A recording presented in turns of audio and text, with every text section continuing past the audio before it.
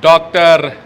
Chawla, Dr. Sharma, Dr. Khulla, Dr. Pandya, everyone for giving us this opportunity to share one-liners. And we strongly believe that ultimately all of us should carry on unlearning, learning and relearning. And in last 3 decades, all of us have realized that if you are doing Lichtenstein repair, do your best. If you are doing TEP, do your best. TAPP, yes, and eTEP and eTEP RS and eTEP TAR and so on and so forth.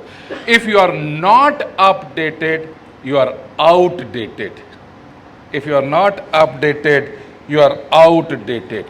And one-liner or 3 words which I have chosen for today's presentation is, which I can think that if this message goes into my younger colleague's brain, I have done the justice. Eyes don't lie. Eyes don't lie. Ultimately, all of us know when we are doing the hernia surgery, there were surgeons before us, Dr. Khulla will remember, before all of us started TEP or TAPP or anything, we used to have seen surgeons who were doing all the finger dissection. And after a few minutes, they would say that hernia repair has been done, whether it was Basini, Scholdi's or Lichtenstein even. But as we have been trained, we have strongly believed on the instruments, not the fingers, and we have strongly believed on the eyes.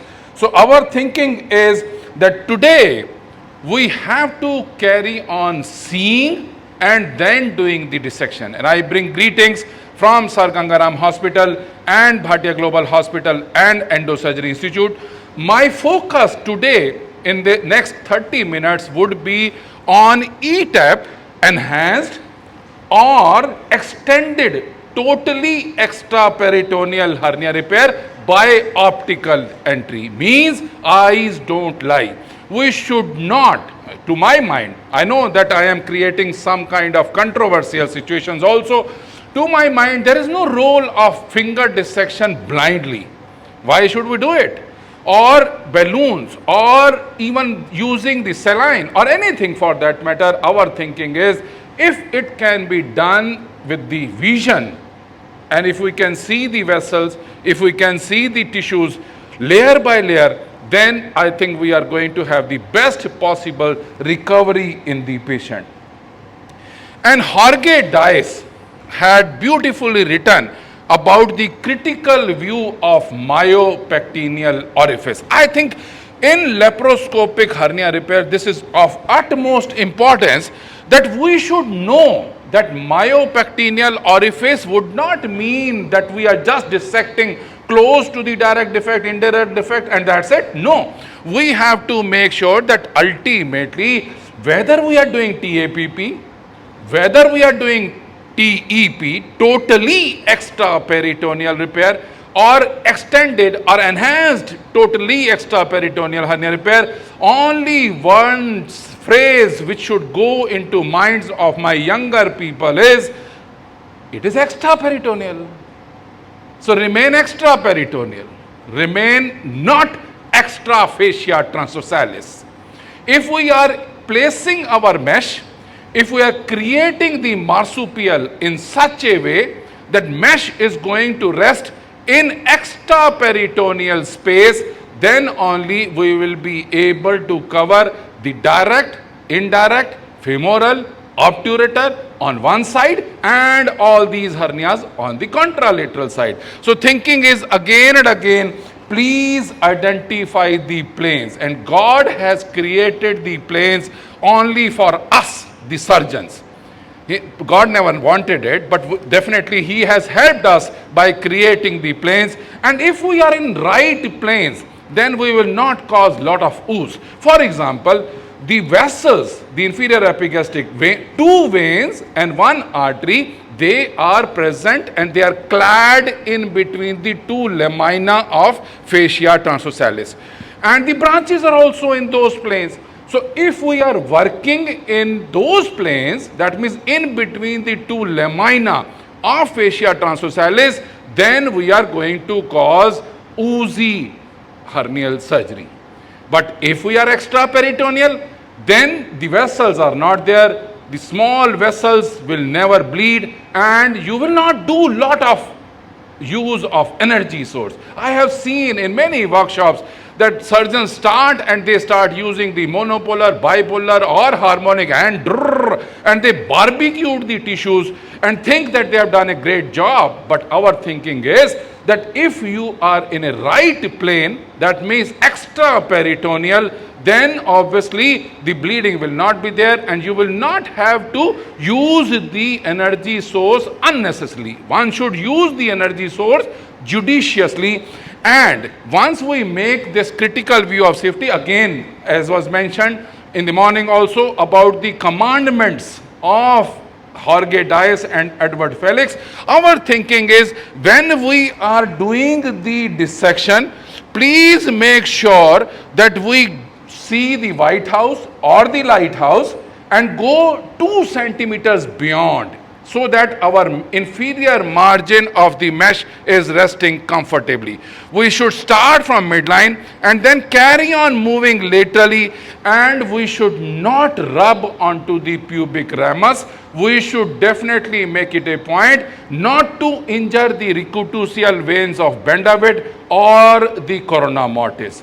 And as we march forwards laterally, then we should not injure the vas deferens which is turning medially, testicular vessels which are turning laterally. And then when we are working in the area of pain, which Dr. Rajinder was also mentioning, we should make sure that we are not taking the fascia over the nerves out. Means they should remain clad with the fascia, so that ultimately we are not going to cause any neuropraxia later on. So I would, as we had published this in our book in 2000, way back in 2000 on laparoscopic hernia repair. So our thinking is that one should always remember that we have to go systematically from midline to lateral.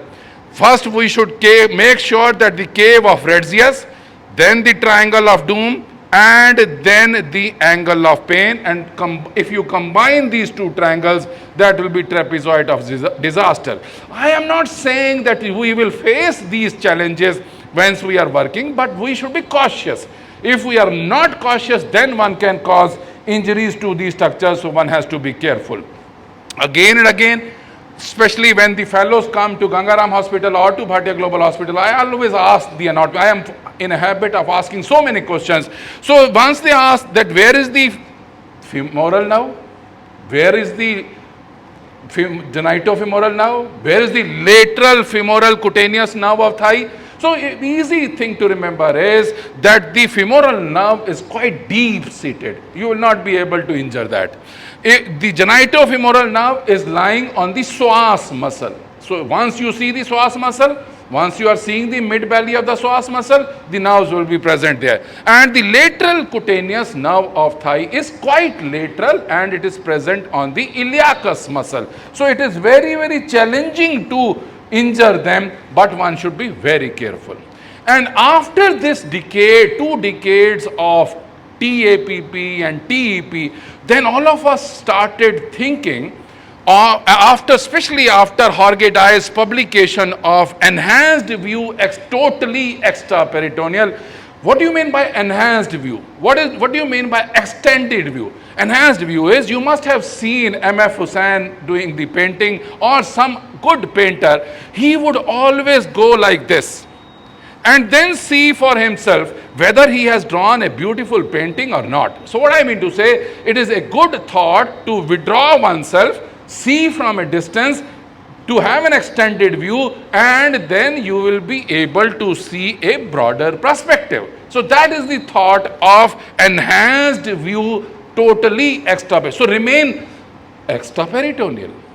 Remain extraperitoneal, not extrafascia transversalis, and remain and work from a distance, see from a distance, and then you will be able to see. And again, As in 2012, Jorge Dias had presented, and lot of surgeons started thinking that why this idea did not come to them or to us. And then the port management was different. The people started making the port in the palmar space. First entry just medial to the linea seminaris, in between the umbilicus and the subcostal margin, so that we are able to see from a distance, and then we are able to place in a larger size mesh.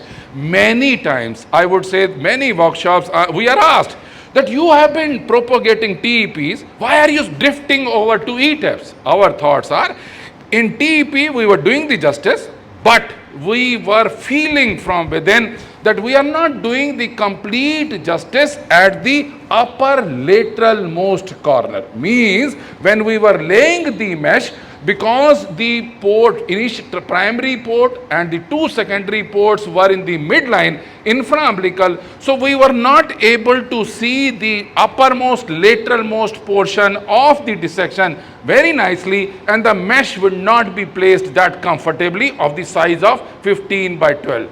But once we drifted ourselves to eTEP business, then we realized that once we cut the posterior rectus sheath laterally, just close to the linea seminaris, then we are able to place even size of 15 by 15 size mesh absolutely comfortably, and then the chances of recurrence are reduced to zero. What I mean to say that ultimately younger surgeons should always feel that please carry on learning.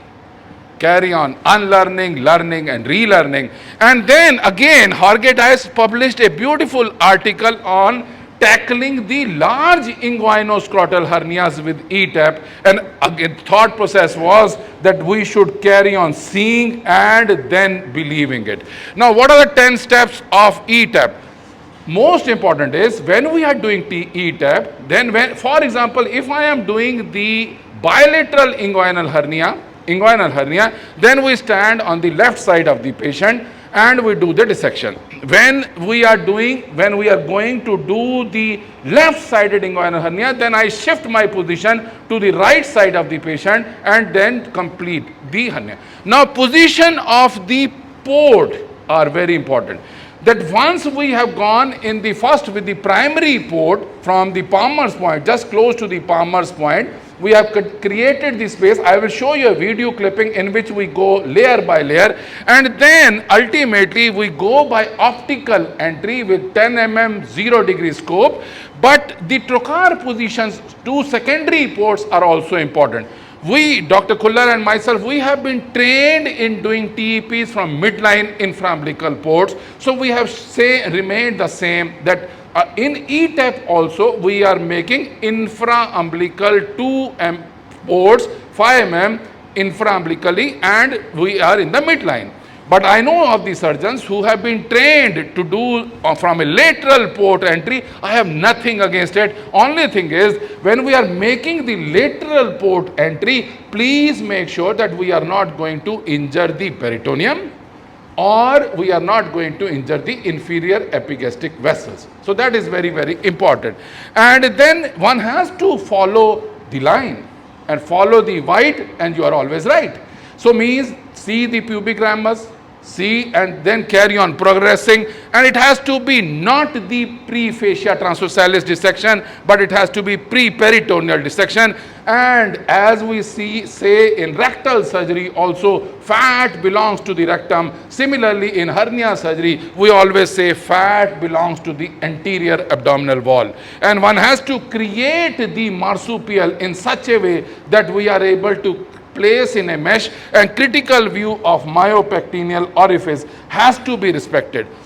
If it is a direct defect, if it is a large direct defect, then it is a good idea to fix the fundus of the direct sac to the pubic ramus with the help of tacks or with the help of sutures, so that the chances of seroma are reduced to minimum. Or if it is a large, very large, more than 4 centimeters hernia in direct sac, then it is better to take the lower lip of the peritoneum, which has been left behind, onto the scrotum side, so that again the seroma chances are reduced. And mesh rolling, we take the mesh and we apply the midline, mid suture, one suture only, Prolene suture, and then mesh deployment. If we are doing eTEP, then we are following the similar thoughts, that we are laying it onto the floor. Whereas when we are doing TAPP, we are laying it onto the roof. So I am not saying that we are rigid about it. Our thinking is, in the back of your mind, one should always make sure that all the defects have to be covered. And mesh fixation, yes, yes, and yes. Means we have seen and we have palpated the scrotum in those patients in which the surgeon had not fixed the mesh, and the mesh could be felt in the scrotum few days after the hernia repair. And it is a good thought to re-insufflate and see for ourselves. Now this is a patient which I have taken today for the first time in this kind of conferences. That patient had right eTEP, the left eTEP already done, left TEP already done, and now we are going in for right eTEP. Why? Because ultimately, for example, if left TEP has been done, the planes have already been exploited, mesh has already been placed. So it is a good thought to go from the right side. You see that we are going from the right side. Eyes don't lie, skin, subcutaneous tissue, campus and scarpa fascia, and then you will be able to see the anterior rectus sheath, the right rectus sheath, and then we are going with 360-degree movements, so that rotatory movements, so that now you see the sheath is giving way, and then the rectus muscle can be seen. We have not changed the direction till this time. We are going in, and in. As soon as we start seeing the posterior rectus sheath, because it is a 12 mm 0-degree scope, we are able to see, and then we change. You see this? We change the direction towards the pubic ramus. Means then we start going absolutely drone-like movements towards the posterior rectus sheath, over the posterior rectus sheath, and then we are able to see the small vessels also. Can you imagine? This is the glass bladed trocar, and this is a cutting edge also. So if, for example, if I am going to cut the posterior rectus sheath, I will injure the peritoneum also. But if I am just gliding over the posterior rectus sheath and then going in, the loose fibrofatty tissue gets insufflated because of the carbon dioxide which we are pushing, and the patient has been placed 10-degree head low, and even the flexion has been done, so that our movements are absolutely clear and we are able to see. And lately, Dr. Ganesh, we have lately changed our process from eTEP, not with the same 12 mm OptiView which we were using in TEP, but now we are going in for a longer length, 15 centimeter OptiView, so that ultimately we go up to the pubic ramus. So once we start thinking that we should become a thinking surgeon rather than a manual laborer, so once we start going in, and then we go up to the pubic ramus just by seeing,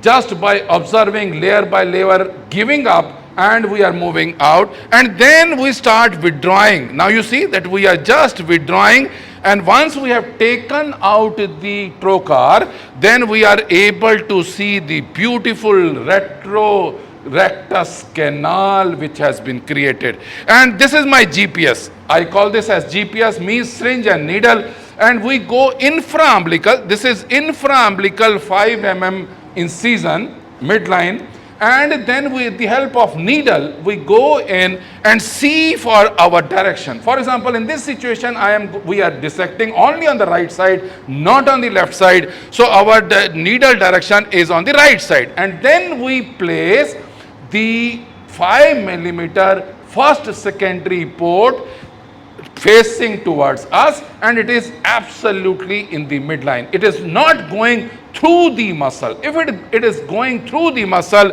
then we can injure those small vessels, which are the vessels which are coming from the inferior epigastric vessels, and unnecessary ooze will be there. Second secondary port will be here, again in the midline, again 2 finger beds below the first secondary port, and then we are able to place this. Our thinking is that the muscle should not be denuded of the fat. It should not be red meat muscles which should be seen, but it should be that muscles are covered with this fascia transversalis, and then because it is a right sided, and we start going from above downwards, just using the judicious use of harmonic. I do most of my surgeries only with hunter grasper on my left side and harmonic on my right side. So we do not use the hook, we do not use the bipolar, but it is a matter of practice. I would not say that it should be dictum. So we go with the harmonic and go layer by layer. One can see this is the arcuate line, and we are going, and this is the inferior epigastric vessels. So inferior epigastric vessels should remain clad in the fascia transversalis, should not come down into the space, should not be going into those planes that we can cause injuries. And as we do the swimming, this is a swimming like movement, butterfly movement. So with the help of 2 instruments, we are just going in, teasing the tissues away, remaining in the planes. The fat also, you would see that this is the White House or the lighthouse, one can appreciate. So one should not rub onto the fat, one should not rub onto the bone, and one should carry on dissecting. And here I was just mentioning, because it is right side, because it is a arcuate line, because it is the posterior rectus sheath which is going to finish here. So what we do is that with the help, now you can see, follow the white and you are right, follow the white and you are right, means you should carry on seeing the single cell thick peritoneum. So if you are seeing the single cell thick peritoneum and going absolutely close to it, and then we are making sure that the fat belongs to the anterior abdominal wall, fat does not belong to our hernial sac. So we are working in that, and then you are able to go into the triangle of doom. Again, we should never ever handle the vas and the vessels. They are too sensitive structures. So one should never ever handle them. It should be peritalized. Those vessels and these vas should be peritalized rather than skeletonized. I have seen in many workshops also that surgeons hold the vas and the vessels, and I always say, especially to my younger colleagues in all the fellows, that please treat it as your own vas. So once you start treating as your own vas, then you will realize that you should not cause any injury to those small spums also. And then once we are working close to the single cell peritoneum, you can appreciate we are not going to go into the triangle of doom. Means we are not going to injure the external iliac vein and external iliac artery, but we are going to remain close to the single cell thick peritoneum and make sure that the angle of doom formed by the vas deferens and the testicular vessels is converted into a triangle of doom. Angle of doom is converted into a triangle of doom, means this is the horizontal limb of the peritoneum that has to be created. And it should be created, or the horizontal line of the reflected portion of the peritoneum should come down so completely that no leaf is going into the indirect sac. And you can appreciate we are working very close to the peritoneum. Jorge Dias also stresses this beautifully, that if we leave the lipoma of the cord behind, the chances of pseudo recurrence are high. If we leave a small leaf of the peritoneal lining going into the indirect defect, then also the chances of recurrence are very high. So ultimately, it is my thinking is all recurrences are iatrogenic. I always think like that. All recurrences are iatrogenic, means if we do not do the justice, if we do not do the complete dissection, if we do not place in a mesh nicely, if you do not place in a larger size mesh, then the recurrence would be there, and we should hold the responsibility to us, not to the patient's collagen. And as you see that we are taking the peritoneum down, the vas is not being tortured, and the testicular vessels are not being touched, and this is the horizontal line which I am talking again and again. And please make sure that the loose fibro-fatty tissue or the fascia transversalis is also taken off the peritoneum, and then we are going to place in a mesh, and this mesh has to be 15 by 12 centimeters at least. That is very, very important. In this situation, I have taken a 15 by 15 size mesh. Why? Because the patient was of my height, one. Second, because the hernia repair had already been done on the left side, TEP had been done, and there was no recurrence, so why should I cause recurrence? And then we should make sure when we are fixing the mesh, then when we are taking the mesh, we should cross the midline, one. Second, we should always make sure that the inferior margin of the mesh is going 2 centimeters into the cave of Retzius, and then fixing it onto the Cooper's ligament. Here the Cooper's ligament is there, and 2 tacks are enough for fixation at the Cooper's ligament. And then we open the suture which we had placed, Prolene suture which we had placed in the midline, and then we carry on unfurling the mesh on either on the floor or on the roof, but making sure that the inferior margin of the mesh is resting absolutely comfortable, and then superior margin of the mesh is also present and fixed, not with the tacks, but it is present onto the posterior rectus sheath. So our thinking is, please give ek bhi number katna nahi chahiye. What I mean to say is that inferior margin of the mesh should also lie comfortably, superior margin of the mesh should also lie comfortably, medially it should cross the midline, and then laterally also it should definitely make sure that all said and done, we should make sure that we are in the right plane. Now, this is a small video clipping of left eTEP, and this is an obese patient. So what we do is that this is umbilicus, this is pubic bone, pubic ramus. So we measure with the help of thumb and my middle finger onto the pubic bone and onto the anterior superior iliac spine and mid-inguinal point.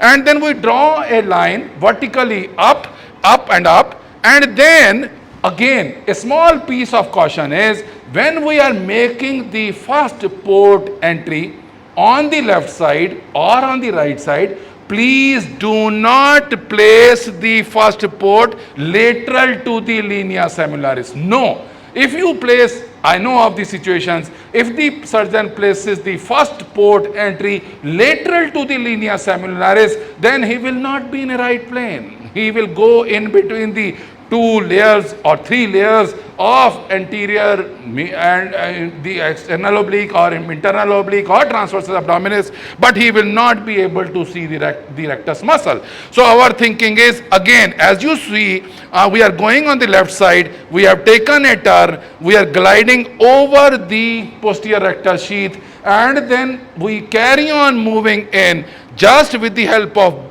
glass bladed trocars, we have connected with the insufflation, we have put the patient head low, we have flexed the table, and then now you see beautiful expansion of the space. This you see, this is a drone like movement, and one can see the muscle up but posterior rectus sheath down.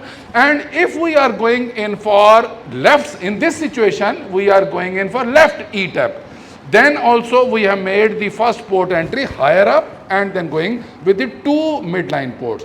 But I know the surgeons who would make For bilateral hernias, they will make 3 secondary ports. But our thinking is that if you can do with 2 secondary ports in the infraumbilical midline position, why not? And then ultimately complete the procedure by just shifting from one side to another side of the patient, and then you are able to do it. So again and again, our thinking is eyes don't lie. Please work in the space in which definitely it is layer by layer one has been seeing, and there should not be any hesitation of cutting the posterior rectus sheath either on this lateralmost uppermost portion or on the contralateral side if we are doing the bilateral hernia repair. Again and again, please do not cause any injuries to the inferior epigastrics, to the vas, to the vessels, but carry on progressing. Now you see, with the help of, I will not repeat this video for a long time, but one can see that if, for example, one is going in for left eTEP, then we are directing the GPS or the needle towards the left side of the patient. If we are on the right side, then towards that on the right side. And then we are making the secondary ports, and with the help of swimming movements, we are able to complete the procedure and place in a mesh of 15 by 15. Now you see the position, and we are able to complete. And again, you see that this is the posterior rectus sheath which is going in, and then we are able to go into this space. After learning from eTEP, for inguinal hernia, for right inguinal hernia, left inguinal hernia, bilateral inguinal hernia, then one starts graduating to do the laparoscopic retromuscular hernia repair for the midline ventral hernias. And again, Igor Belinsky and Yuri Novetsky had beautifully written with Ramanna also about the creation of the eTEP, but most of the times it has been described just with the finger dissection or with the help of balloon dissection. But our thinking is that if we are making an entry even for eTEP RS, then also we would go in with vision. We will go under vision, and then we will make the space, and once we have created that space, then we will do the crossover from left to right, from above or below, and or, for example, there will be some situations in which it will becoming challenging to cross over from left side to the right side. So again, in this situation, what we can do is that we can make another 10 mm port on the contralateral side, on the right side, and then go under vision. Make sure that we are able to see the medial border of the rectus muscle on the right side also, on the left side also, and then make them meet, so that ultimately the PRS, the posterior rectus sheath complex, goes down, and we are able to cross over on the top near the falciform ligament or onto the bottom, and everything and anything is under vision. And then once we are able to cross over, then we open the hernial defect, and we are able to see the intestines which are badly or beautifully stuck to the anterior abdominal wall. Our thinking is that I know of the surgeons, and especially advanced eTEP or AWR surgeons, who would believe, who would work on faith that ultimately the intestines are not there. Our thinking is that think that there is a snake behind every bush, and any small snake can be lethal. Means there will be some intestines which are badly stuck, and they will cause some challenge, and ultimately they will cause enterotomy. So our thinking is, especially hernia surgeries, one should not cause enterotomies and one should not cause fecal fistulas, so one should be careful about that. Again and again, our emphasis is on eyes don't lie. Make the crossover also under vision, and then place in a mesh of maybe 30 by 30 centimeter for ventral hernias or incisional hernias, and then to do the justice.